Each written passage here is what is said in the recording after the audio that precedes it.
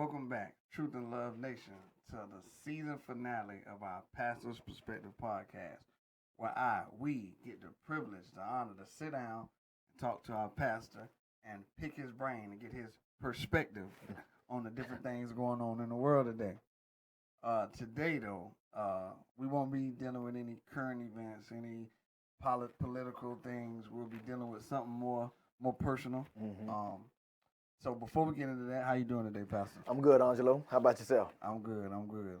Thank you for asking, and like always, thank you for joining us. I'm glad to be here. And giving us your perspective. Yes, sir. So Pastor, recently, I seen the video, and I want to thank Miss Sharonda, my mom, who sent me this video. So I've hit a wall. I think I'm officially at the burnt out point. My first job, I punched a time clock. It was my very first job in high school. I've been working since I was 14. And my first job, I punched a time clock. A whole lot of my first jobs, I punched time clock. And you punch, for my young people who don't know anything about that, it was a physical card and a machine, and you punched in when you got in, you punched out at lunch, you punched back in when you finished lunch, and you punched out when you left the day. And the cool thing about it was when you punched out, you could do whatever you wanted to do because you weren't on the clock. And I started the church, as you know, 17 years ago, and I feel like in December of 2004, I punched in, I clocked in. And 17 years later, I've yet to clock out. I've never, in my opinion, clocked out a single time in 17 years. I've been pastoring since I was 22. For 22 years since I was 35. To give you a lens of how long that is, my daughter Jada is graduating in 3 months from UNC Chapel Hill. When I started when I started pastoring, she was 3 months old. Jasmine, who's a freshman at UNC Chapel Hill, wasn't even born when I started pastoring. My son Kyle was 14 when I started pastoring. He was our first drummer and our first sound technician. So that's how long this has been. So I haven't been able to really be off or to clock out, and I've hit a wall. I'm tired. Pastoring is just hard. It's God's calling, but it's hard. And I have just notes because I don't want to miss anything, and I don't want to say anything that I shouldn't say. Pastoring in a pandemic is even harder because who knew what to do and who knew how to really respond. And then pastoring through a construction project is even harder. And I think I had an illusion that 17 years in, it would just get easier. But it's not getting easier. It's getting harder. And so I pastor three kinds of people. I pastor people who work so hard to help take the weight off. I'm so grateful for y'all. And then I pastor people who are weight. They're not trying to take the weight off. They want you to carry them. They're not, but that's okay because that's ministry. People come to church because they need help. I'm good with them. But it's the third group that makes it hard. And that's the group that hovers over the top of the people that are the weight, and they push the weight down. We got a lot of them. And for 17 years, I've been able to hold up the weight, even when people are pushing down. But something's kind of shifted for me because for the first time, I don't feel like I can hold the weight anymore. And I always used to brag, and I know we shouldn't have a spirit of pride, but I'm just don't know who else to be other than honest. I used to be very proud for the fact that I had a lot of capacity. I'm good, I got capacity, I can handle this. I'm spent now, I don't have anything left. And because of that, for the first time in 22 years of pastoring, 17 years of being here, for the first time in my life, I'm scared. I'm afraid. Now, I want to be really clear. I did not say I have a spirit of fear. I said I'm afraid, and it's a difference. I'm scared because I don't know what the stress is doing to me that I don't know about. And so I'm scared because I'm changing. Like, I used to have good days and bad days. Now I just have days. And every day is just, I'm just numb. So I'm changing. And I wake up and I'm as tired as I was when I went to sleep because I feel like I spent the whole night fighting in my spirit. So I'm scared that, I'm gonna wake up and I'm gonna have had a stroke in the middle of the night. Or I'm gonna wake up and I would have had a heart attack, or I would wake up and I would not be able to talk anymore. And so I wanna finish strong, y'all. And I don't think I'm done, and I don't think God's done with me. But if I keep doing exactly like I'm doing, I feel like I'm not gonna make it. And I feel like I'm not gonna finish. And so the biggest issue is I don't heal fast anymore.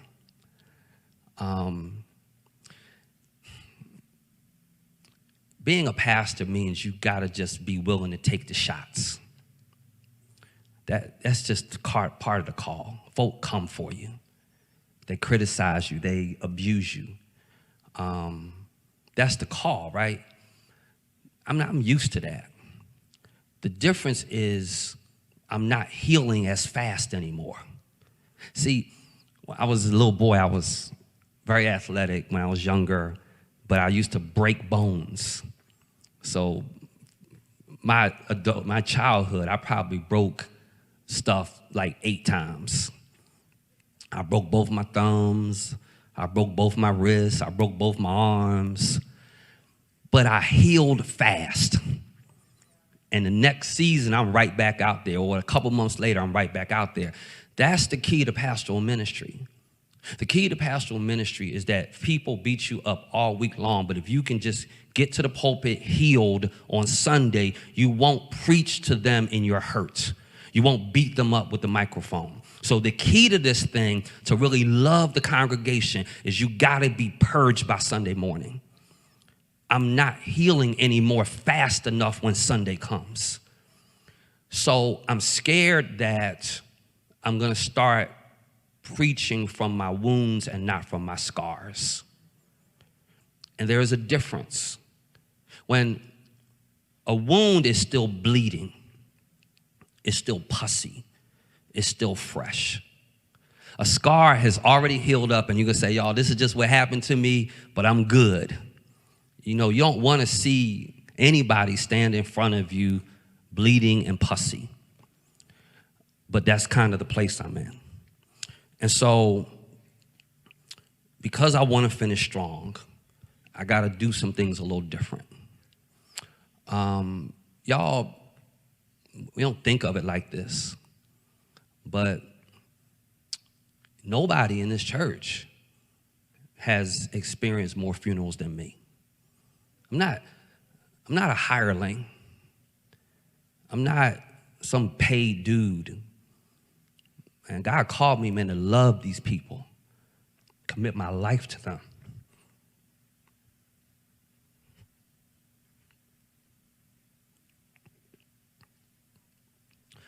So you stand over these caskets week after week for years.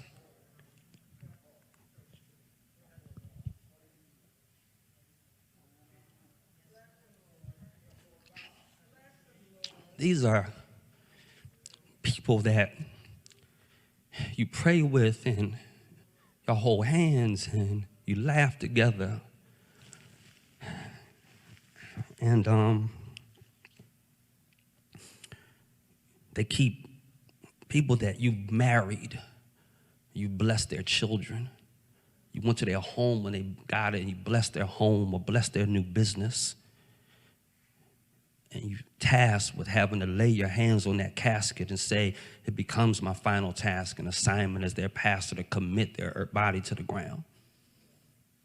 Every time I bury a black man under 40, when I look in the casket, I don't see that black man, I see my son. But I got to get up here and I got to preach, man. I got to make sure people are good because that's the calling, and I'm good with that. But I'm not healing as fast anymore. And so because I'm not healing as fast, I'm spending a lot of time just in my feelings and not in my spirit man where I know I need to minister to people from. So I need a minute to figure out how I keep pastoring the people that keep holding the weight down. Because I'm called to pastor them the same I am to pastor the people that hold up, that help with the weight. I hope I'm saying his name correct, Mr. Gilliard. He's speaking, I don't want to speak too soon and say he's speaking about stepping down from being a pastor or leaving ministry. But he has spoken on hitting a wall, right? He's went into detail about after 22 years of ministry and what is done to him. More bad than good. So I want to kind of start talking about first. I think a lot of times us as followers of our pastor, right?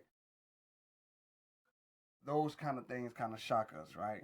To hear that on one hand, the man of God can say he was called to do this, and then on the other hand, we hear he's hit a wall, right? So first, kind of speak to that about how you can be called, right? You know God has called you to do something, but you're still human, and you can still be drained. You can still be affected negatively by what you've been called to do. Right, most definitely. That's a really, really good question. But first, let me start by saying I don't know the pastor, Gilliard or Gilliard. Forgive me for mispronouncing his name.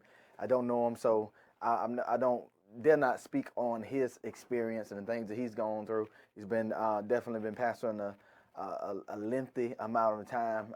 So I'll just answer these questions based off my experience and based off of my perspective. And so I'm praying for him and all pastors. But I believe, Angelo, the scripture is clear in giving us examples of individuals who are called, who are doing what it is that God has chosen them to do. That the Bible reminds us over and over again that we are all just humans being. I think Elijah is a really good example of that, where James said that he was a man just like us. And that's an individual who, man, called down fire, who spoke and there was a drought, who spoke and prayed again, and then it began to rain. So point being, we see God using him in a mighty, mighty way. But then James kind of amplifies his life and lets us know that he's a man just like us. And even when we studied Elijah's life, he went from calling down fire in one chapter, and in the very next chapter, he's running for his life because of the threats of Jezebel. Wanted literally to die, really wanted God to be the hitman, to kill him. And he said, I don't want to do this no more. I'm the only one doing what needs to be done. So I think that a lot of times it could be two-sided. The first side is that sometimes, we as individuals who are giving leadership to the work of God, whatever it is that may look like, sometimes we can make the mistake of seeming like we are above emotions, above being touched, above being emotional, depressed, and frustrated, and all these different things. And then on the other side of the coin, the followers or individuals who God has called or assigned to that individual can put individuals on a pedestal that they do not need to be on. And I think that kind of begins to be part of the problem that comes from individuals, as you said, kind of being shocked of hearing an individual hit a wall, things of that nature. And I know what you mean, but I think sometimes the leader can do a disservice to the work of ministry and also to those that are doing the work of the ministry alongside that said leader by acting as if, man, we got it all together, like we know what we're doing, like we never have any difficult time, any difficulties doing this. Leading God's people, pastoring a local church, and I'll just speak specifically about pastoring a local church. I know there's other ministry gifts, and I'm sure they have their testimony as well. But I know being a believer by itself, Jesus said his yoke is easy and the burden is light, but it is a cost. Salvation does not cost us anything, but to be a disciple is going to cost us everything. Just being a disciple of the Lord Jesus Christ is, in and of itself, is a challenge. It is a self-denial. Got to literally deny myself. And now you want to talk about leading people, and then, at the same time trying to keep yourself in a posture to where it doesn't matter what my title is, I'm still a child of God. So my relationship with God still has to be tight. My relationship with my family needs to be tight. And I need to make sure that I am leading God's people from a pure place. So that's challenging in and of itself. So I think that the leader, myself, I need to make sure that I never try to paint a picture that I'm infallible. The only infallible person is Jesus Christ. The only person that's perfect is Jesus Christ. And then at the same time, those who are following their leader needs to have that, keep that in perspective as well, that this is just a man, this is just a woman with all their power, all that anointing, all that faith, they're still just a human being. So speak to first, if you don't mind, telling the people, one, how long you've been in ministry, and then telling us how long you actually been the senior lead pastor. All right, awesome. I've been in ministry since 2001. I got saved January 2001, and from the beginning of my salvation, I began to help, began to assist, began to kind of be one of the guys, to kind of come early, stay late. So the entire time of me being a child of God, I've been, quote unquote, what I would call being in ministry, from, again, setting up, breaking down, or opening up, closing, prison ministry, the jails, intercessory prayer, witnessing, all those types of things. So I've been in ministry since 2001, but then pastoring this year be 20, because we're in the year 2022. Hate to date these episodes, but we're in the year 2022. So this is my 7th year of actually being the senior pastor of Truth and Love Ministries. During the speech, he kind of spoke to kind of being a full-time pastor while at the same time having a family and raising kids, right? And how that can become very, very difficult, right? How do you find that balance being the lead pastor, and we as the people, we come to you and we want you to listen to our problems, right? We don't see you having any, right? We don't even consider that, right? We just want to lay all our problems out on you. But then now you also have to go home and then take off the pastor hat and then be the man of the house. How does that balance come, or how do you find that balance, or is that something that you're still working to find as you continue to pastor? Sure. I think, me personally, I don't think it's a balance. I don't think it's a balance. That's my personal opinion and my personal perspective. I think that wherever I am and wherever it is that God has me at that time, at that day, at that moment, I'm going to give my full attention to. And so what do I mean by that? Of course, I can multitask, but I've learned that when I multitask, I'm not giving myself fully to what it is I need to be focusing on. So to answer your question, it starts at home. Starts as a clear communication between my wife and I on what it is that we understand ministry is, and what we understand, first and foremost, what our marriage is, and our service to one another. So it starts there, and I'm so blessed to have the wife that I have, that has never stood in the way in any shape, form, or fashion when it comes down to me doing ministry. The first time I spoke publicly in a church, first time I ever preached in a church, I had just dropped that tech on just earlier, maybe like a week or so ago. Okay, I had put that game on like a week or so ago. It worked. It wasn't long after. Maybe it hadn't been 2 weeks, I don't think. And I told her, hey, I got to speak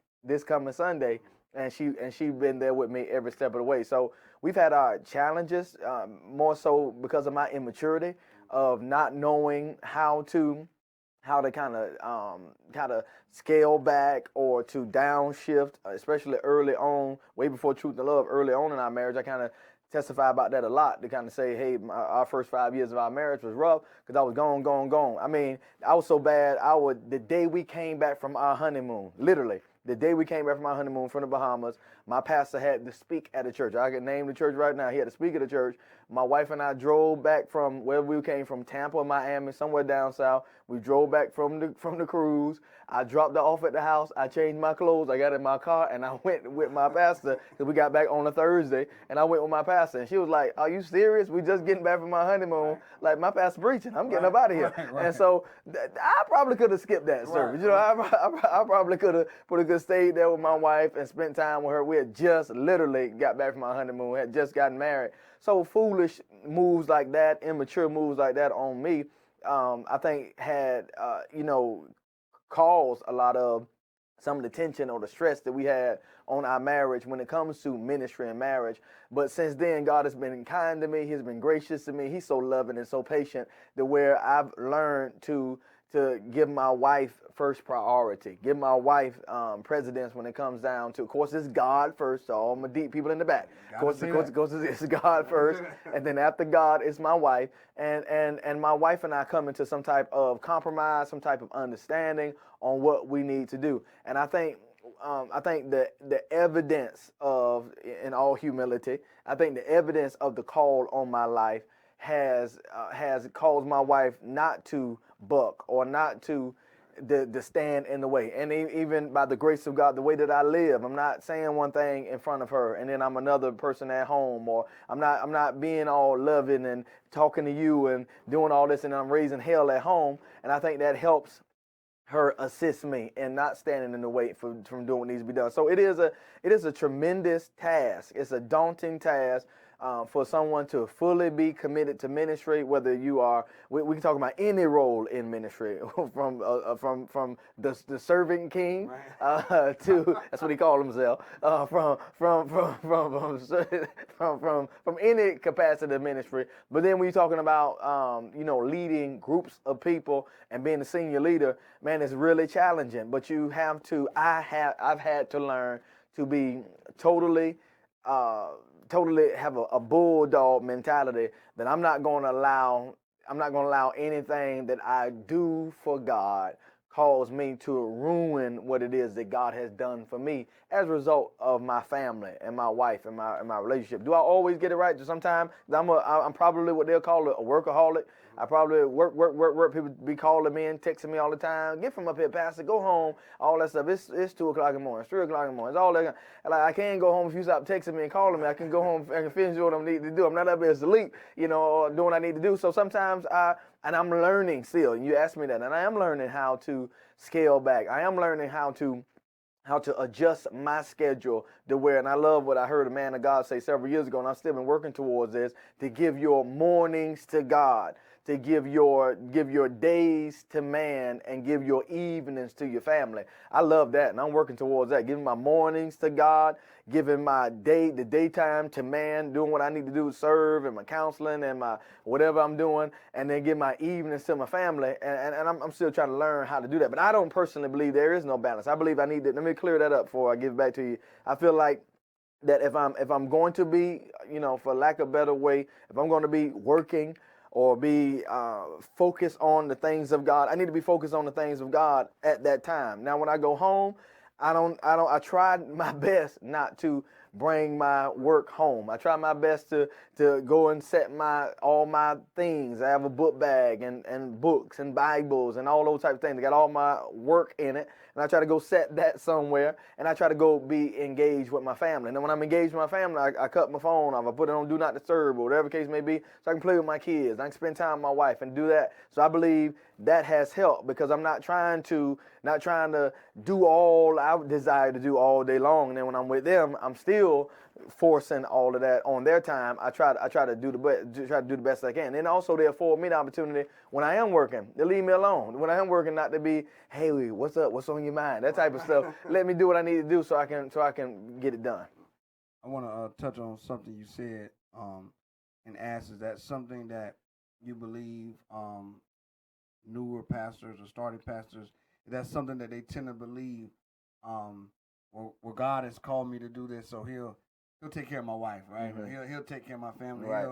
I don't have to do that part, right? Right. Because you spoke on letting what God has called me to do ruin what God has given me, my wife and my family.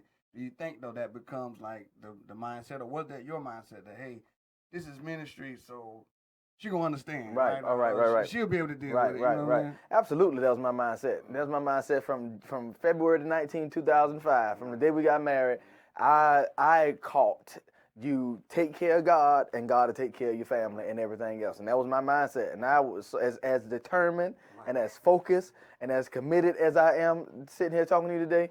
That's how I was February 19, 2005 when it comes down to ministry and the things of God. So it's like nothing gets in my way now. I do what I need to do.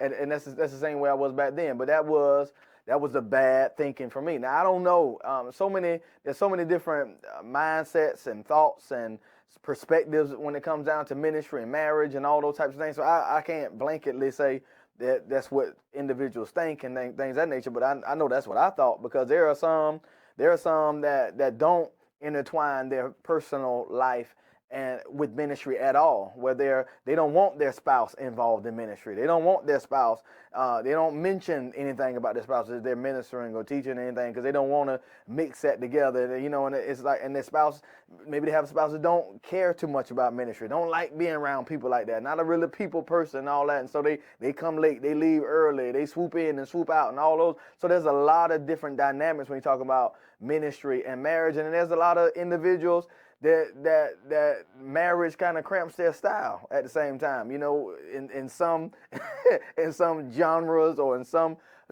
pockets, you know, in the church world, if you'll let me say it that way, you know, being married kind of takes a little gloss off, you know, because you got all your fans and you got all your followers, you got all these people kind of flocking and all that stuff. That kind of knocks your shine down a little bit in some pockets. And so that's not a broad statement. That's just answering a little bit here, answering a little bit there, answering a little bit there. But I believe that my mindset when it comes to marriage, it is absolutely the most important thing that God has given me. And so I have to make sure that I'm disciplined enough to be able to cater to my wife's needs, to try to outserve her. I'm not going to let her outserve me when it comes to her and I. I'm going to try to serve her. I'm trying to hear what it is that she desires, what she needs. I'm trying to make it happen, Captain. And if I can't make it happen, I'm trying to do the very best I can to get as close as I can to that. And then with that, I build in some equity, saying, all right, now, baby, I did this and I did that. Now I feel that I need to be able to take care of what I need to take care of over here, because this is what God has called me to do. And I don't think God will work against himself, because my wife and I both will say, she said God told me to marry her, and I said God told me to marry him. Marry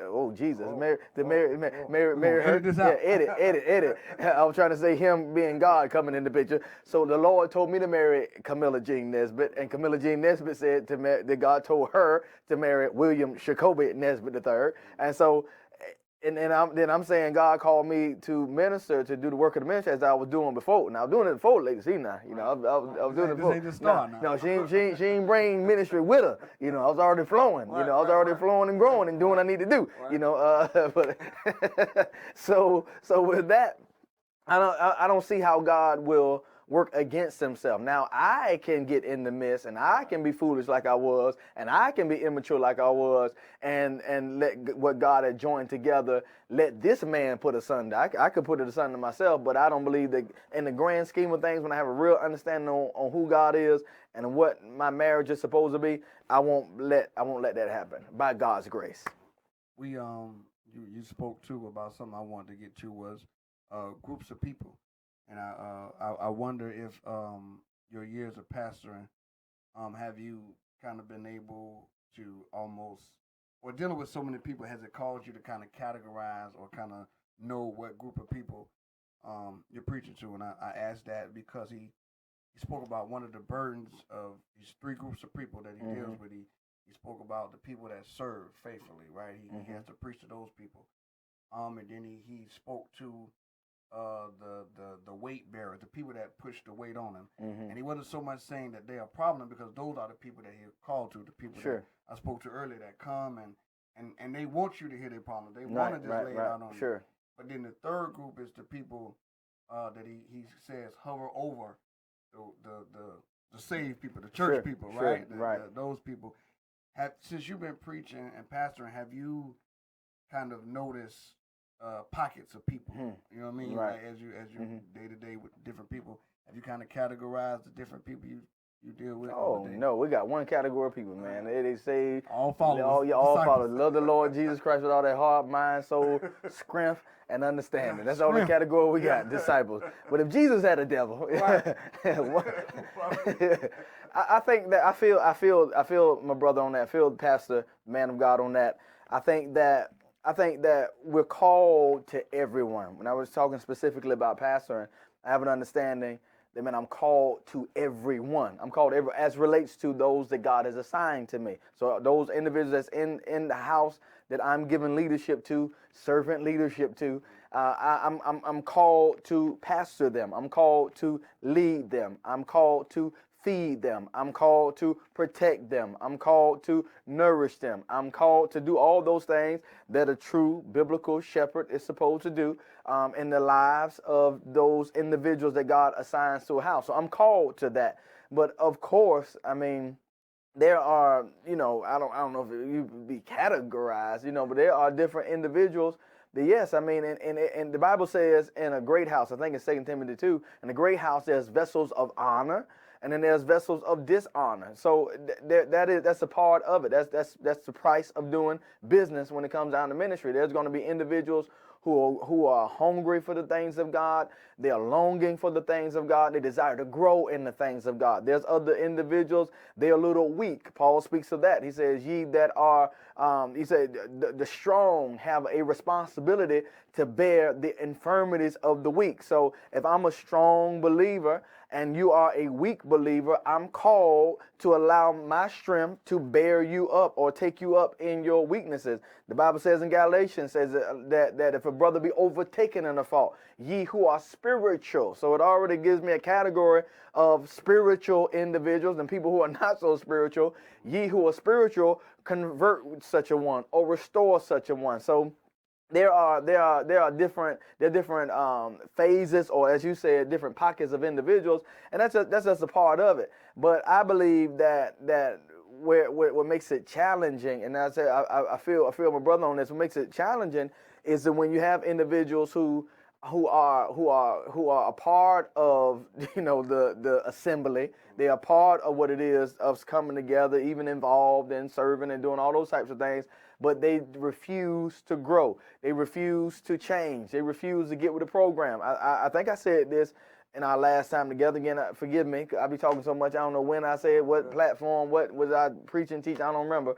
But it's amazing to me that people will join a local ministry and get hooked up, go through the steps, go through connection class and things of that nature. Did I say that on this one? I think you said it while you was preaching. Okay.